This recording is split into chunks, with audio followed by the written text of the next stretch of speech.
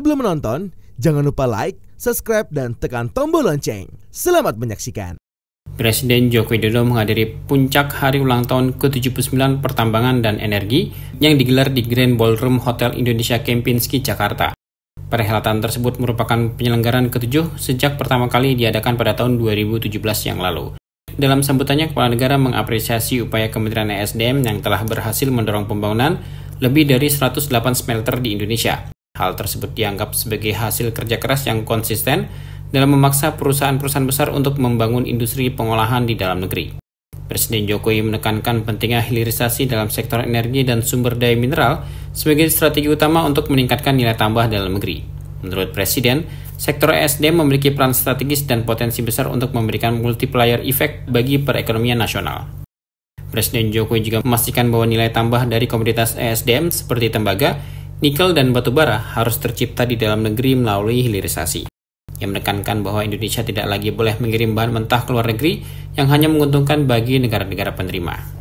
Pada kesempatan tersebut, Presiden juga menjelaskan tentang dampak hilirisasi nikel yang melompat secara signifikan dari nilai ekspor bahan mentah sebesar 2,9 miliar US dollar pada 2020 menjadi 34,4 miliar US dollar pada 2023. Menurut Presiden, lompatan tersebut tidak hanya memberikan keuntungan bagi perusahaan, tetapi juga negara termasuk masyarakat. Selain hilirisasi, Presiden juga menyoroti pentingnya meningkatkan produksi minyak dan gas dalam negeri. Ia menegaskan agar lifting minyak tidak boleh dibiarkan terus turun, karena hal tersebut akan meningkatkan impor dan menguras devisa negara. Presiden pun menekankan pentingnya penyederhanaan regulasi untuk memudahkan investasi dan eksplorasi di sektor ESDM. Presiden kembali menegaskan bahwa negara yang cepat akan mengalahkan negara yang lambat. Sektor ESDM merupakan sektor yang sangat strategis dan memiliki potensi yang sangat besar, sektor yang memberikan multiplier effect yang besar bagi perekonomian nasional.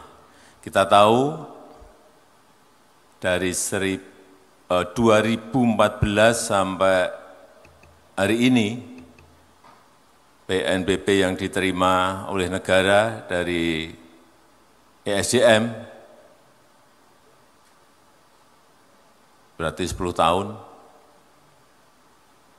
besar sekali.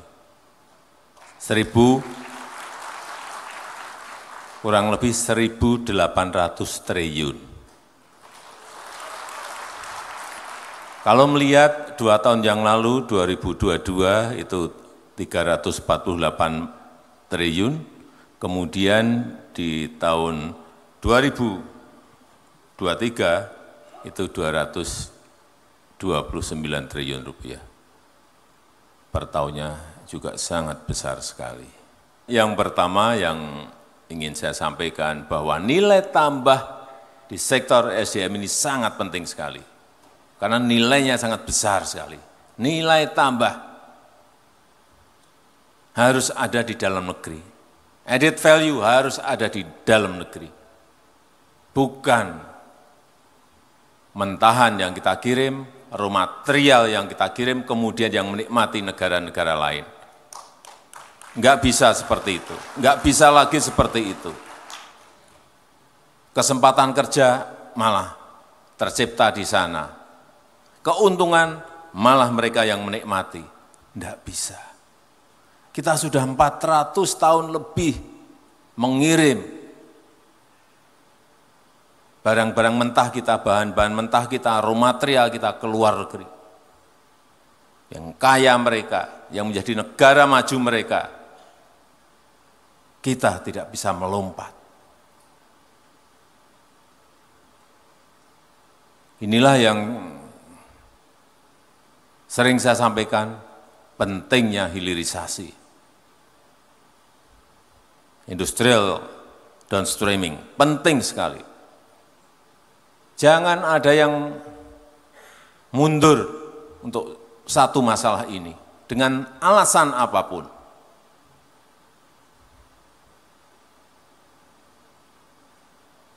Bayangkan, seperti Freeport, setahun mengolah 3 juta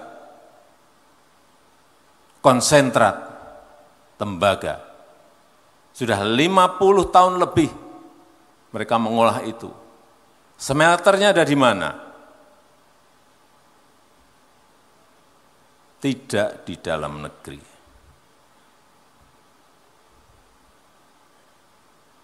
Itu yang beda sekali.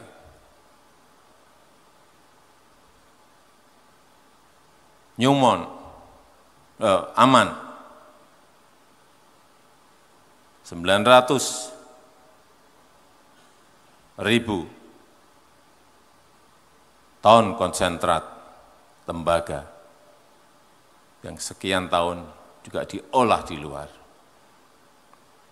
Oleh sebab itu saya memberikan apresiasi, sangat menghargai upaya keras Kementerian SDM beserta seluruh jajaran yang sampai hari ini kita telah memiliki smelter lebih dari 108, dan itu adalah buah kerja keras Bapak Ibu sekalian, konsisten, berani untuk mengatakan tidak, harus dibangun di sini smelternya, dibangun di sini industrinya, beserta turun-turunannya. Memang ini baru masuk ke smelter, sehingga industri turunan itu juga harus didorong. Freeport jadi, nanti industri turunan ke sini, semua harus berada di sekitar lokasi industri smelter yang dimiliki oleh Freeport, baik itu copper foil dan lain-lainnya, semuanya. Nikel juga sama, harus sampai keturunan yang sebanyak-banyaknya, karena nilai tambah itu ada di situ. Kita sudah berapa puluh tahun mengekspor, berapa ratus tahun mengekspor bahan mentah. Bayangkan untuk nikel saja, waktu kita mengekspor dalam bentuk bahan mentah 2,9 billion US dollar per tahun, mentahan, raw material. Begitu stop 2020, kemudian masuk ke industri turunan, 2023, 34,4 billion US dollar. Lompatannya bayangkan. Melompatnya berapa kali? Dari 40 triliun ke 34, berarti kurang lebih 500-an triliun lebih. Lompatannya besar sekali. Dalam perhelatan yang mengambil tema energi dan mineral wujudkan Indonesia maju dan berkelanjutan tersebut, Presiden Jokowi turut menyaksikan penyerahan penghargaan Subroto kepada 68 penerima. Penghargaan Subroto merupakan penghargaan tertinggi dari Kementerian ESDM kepada para pemangku kepentingan yang telah berperan dalam memajukan sektor energi dan sumber daya mineral dalam kurun 1 tahun terakhir. Selain itu, Presiden Jokowi juga memberikan apresiasi kepada 5 orang perwakilan punggawa sektor ESDM dari 5.291 insan Kementerian ESDM yang tersebar di seluruh tanah air. Apresiasi tersebut diberikan sebagai simbol dedikasi atas kerja keras jajaran Kementerian ESDM. Turut hadir dalam acara tersebut adalah Menteri ESDM Bahlil Lahadalia, serta para menteri dan wakil menteri ESDM terdahulu. Tim Eljon Media melaporkan.